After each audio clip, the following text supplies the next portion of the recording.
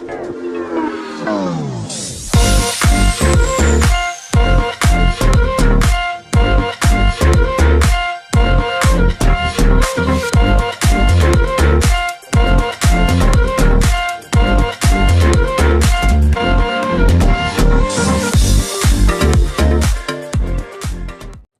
semua, salam sejahtera Malaysia. Saudara-saudara, tuan-tuan dan puan-puan, satu lagi pengakuan mengejutkan Muhyiddin Yassin, yang bagi saya ini pasti mengejutkan seluruh Bersatu, seluruh Perikatan Nasional, dan kepada peminat ataupun pengundi Muhyiddin.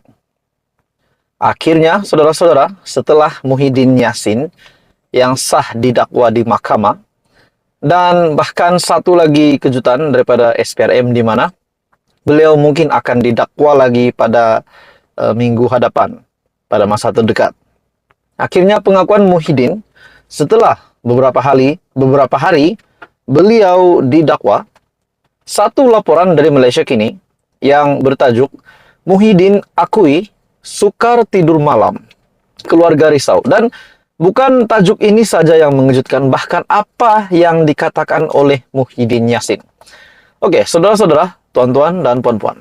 Sebelum saya meneruskan isu hangat ini, saya meminta jasa baik Anda untuk bantu channel ini dengan menekan butang like, Anda dipersilakan share, dan juga tekan butang subscribe.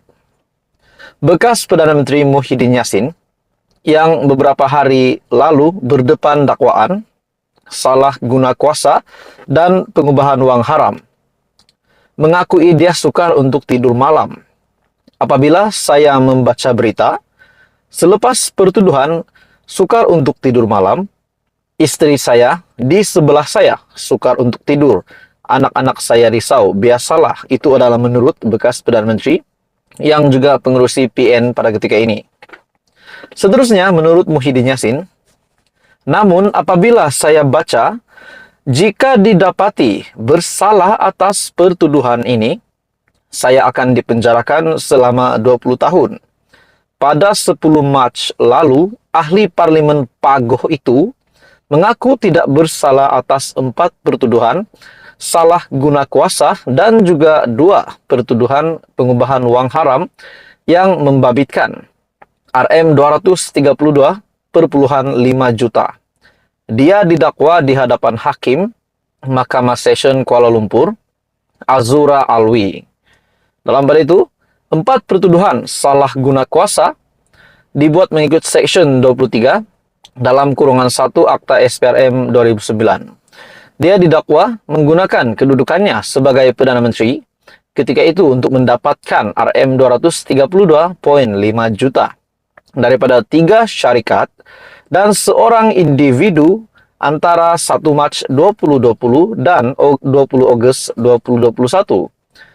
2 pertuduhan pengubahan wang haram pula dibuat mengikut Section 4 dalam kurungan 1 dalam kurungan B, Akta Pencegahan Pengubahan Wang Haram, Pencegahan Pembiayaan Keganasan, dan hasil daripada aktiviti haram 2001 dibaca bersama Section 87 dalam kurungan 1 akta yang sama. Muhyiddin yang juga pengerusi PN didakwa menerima RM120 juta hasil secara haram daripada Bukhari Equity sendirian berhad antara 25 Februari 2021 dan 8 Julai 2022. Setelah saya melihat dakwaan-dakwaan ini dan setelah saya melihat meneliti kesan ataupun hukuman yang bakal diterima Muhyiddin sekiranya perkara ini benar, sekiranya beliau didapati bersalah atas pertuduhan-pertuduhan ini, sudah pasti beliau akan dipenjarakan selama 20 tahun seperti pengakuan Muhyiddin Yassin sendiri. Saudara-saudara, bagi saya ini satu duka cita besar sebab beliau adalah bekas Perdana Menteri. Namun kita kena ikut satu orang kata apa? Salah tetap salah, betul tetap betul. Jadi pada akhirnya kita menantikan keputusan terkini. Jadi saudara-saudara, tuan-tuan dan puan-puan, apa komen Anda? Teruskan bersama di dalam channel ini untuk perkembangan yang seterusnya. Jangan lupa tekan butang like, share, dan subscribe. Hai semua, salam sejahtera Malaysia. Saudara-saudara, tuan-tuan dan puan-puan, kejutan besar dari Hamzah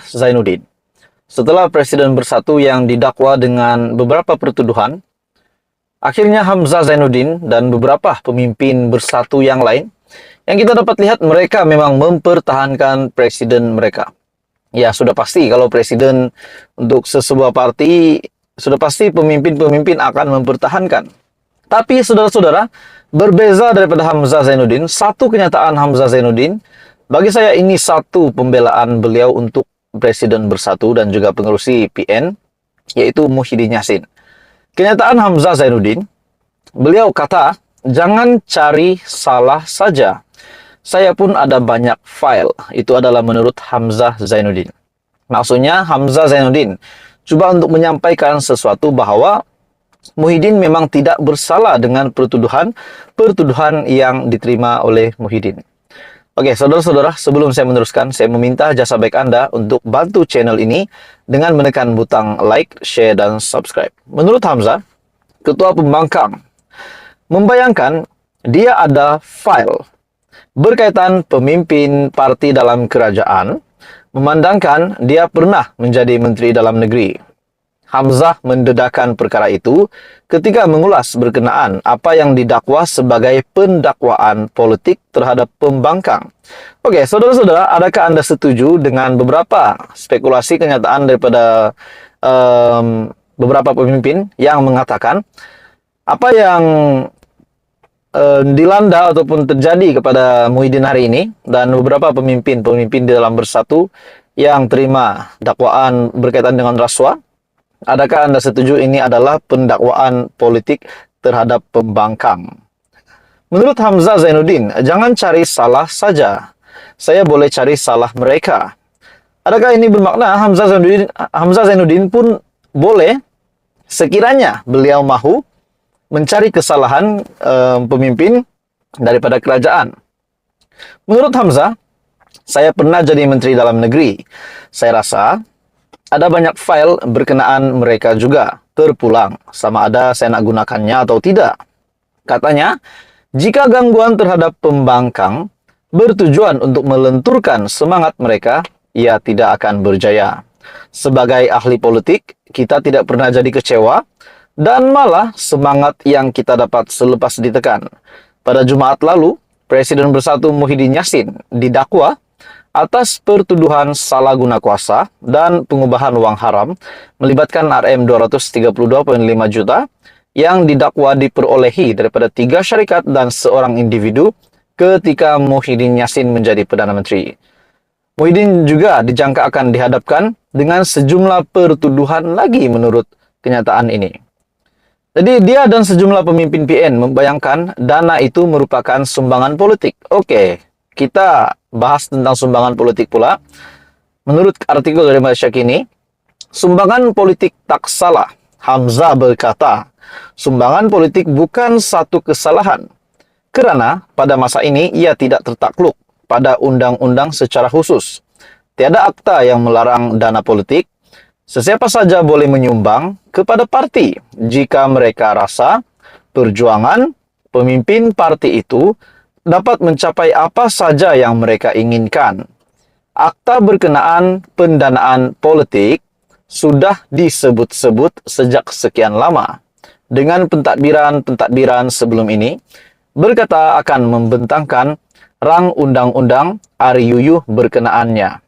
Namun, Parlimen kemudian dibubarkan bagi memberi laluan kepada PRU 15 pada November lepas, di mana pentadbiran Ismail Sabri Yaakob yang pernah dilaporkan akan membentangkan rang undang-undang pendanaan politik pada November, tapi Parlimen pula kemudian dibubarkan bagi memberikan laluan kepada PRU 15. Jadi